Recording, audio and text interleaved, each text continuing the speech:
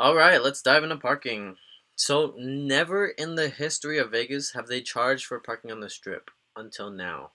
Here are all the details. So, it's not every hotel that charges for parking. Some already had the parking structure that they implemented, but all the MGM properties are the ones you need to look out for. So everything listed now charges for parking except for the one bottom right, Circus Circus. For some reason they don't charge parking. It's still free. So if you go to Circus Circus, there's no need to worry.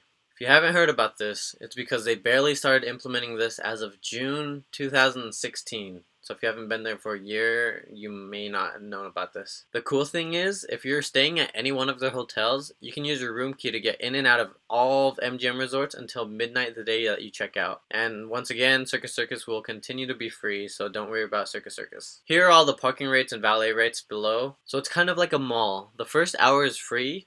Every other hour they start charging, and the price varies depending on your hotel. Monte Carlo, Luxor, and Excalibur are all $5. Everything else is 7 and up. Alright, and then the last thing about parking is for gamblers, basically. If you're a serious gambler and you reach Pearl status or higher, you get free parking. If you reach Gold or higher, you get free valet parking. The last tip about parking is dealing with lost tickets. So normally they're $30, but before you pay that, talk to an employee who deals with parking. They can usually look over the cameras and see how long you've truly been there, and then they'll calculate your true price for being there. Alright, that's it for parking. See you on the next video.